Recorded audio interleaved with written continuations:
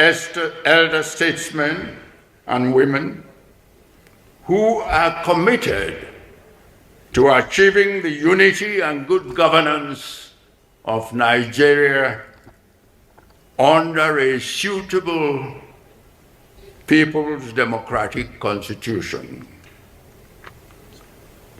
As a background to this summit, it is important to state the following indisputable facts that are recognized by all our citizens, except, of course, those who would want to continue to live in denial.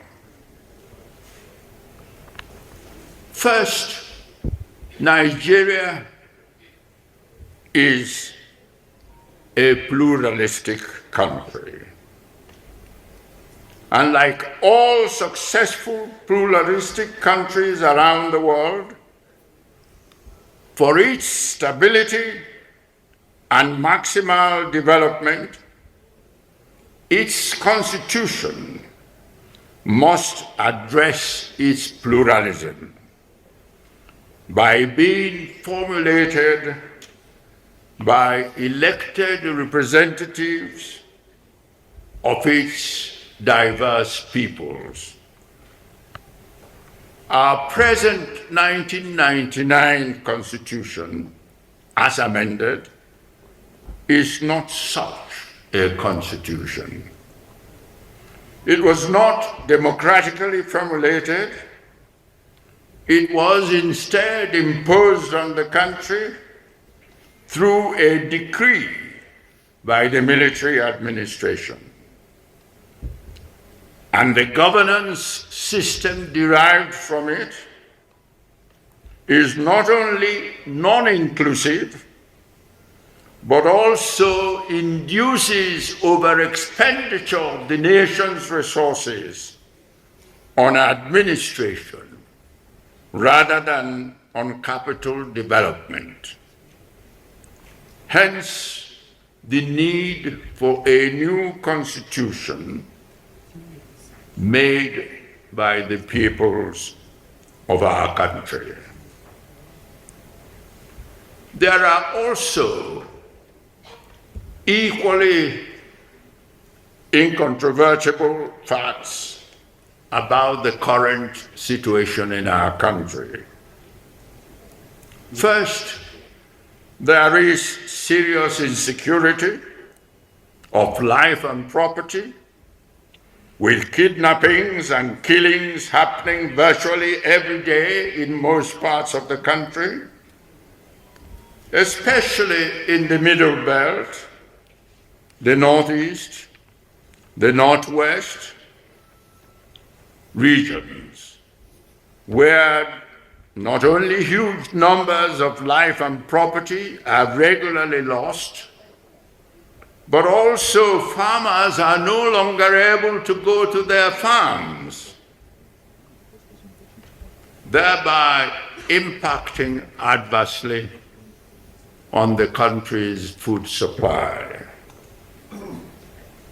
Secondly, Nigeria has become the poverty capital of the world, with the levels of poverty and sufferings among the citizens rising rather than diminishing. And thirdly, the development of the country's infrastructure is generally lagging behind, including especially in health and education facilities, which in many cases are no longer fit for purpose.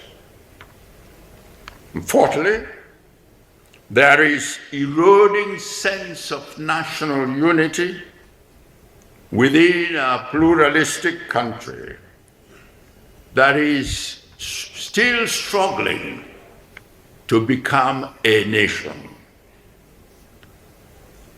Again, there is a palpable mood of hopelessness and lack of confidence in the future among the growing population of our young people.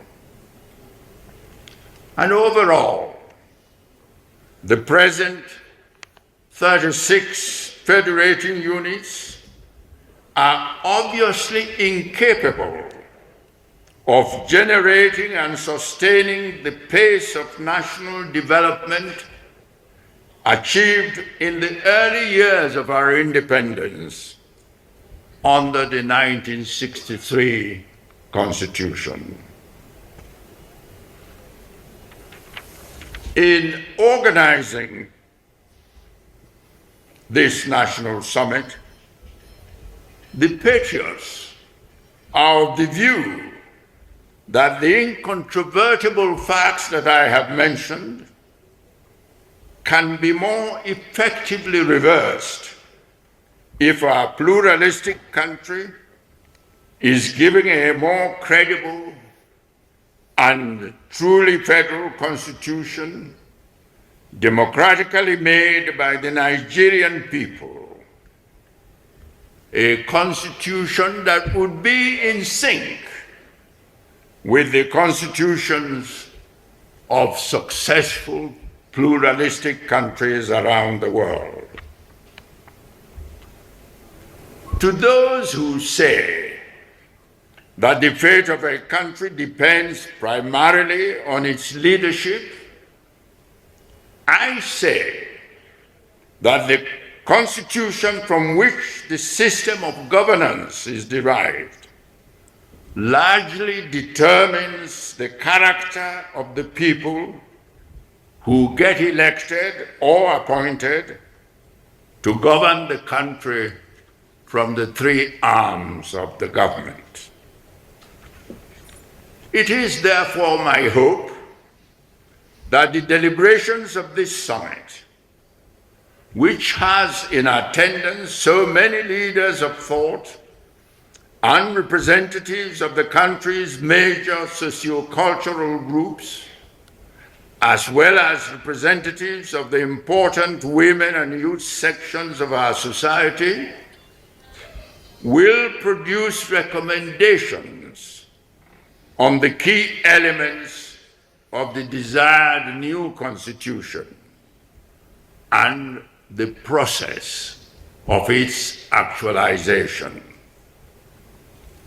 The key elements, I hope, that will be discussed should include such questions as presidential or parliamentary system, tenure and rotation of the heads of government at the national and sub-national levels, unicameral or bicameral legislature, number of federating units, powers of the national and the sub-national governments, structure of the security agencies, political parties and their organization, management of the country's resources, and indeed other important features of a constitution. And in considering the process of actualizing the new constitution, I hope there would be due emphasis on ensuring that it is formulated by representatives specifically elected for that purpose by the Nigerian people, who, in order to give it legitimacy, would have to endorse it in a national referendum. Finally, I want here to thank the organizers of the town hall meetings that preceded this summit in the 6 geopolitical zones, which have provided ideas that are to be fed into our deliberations.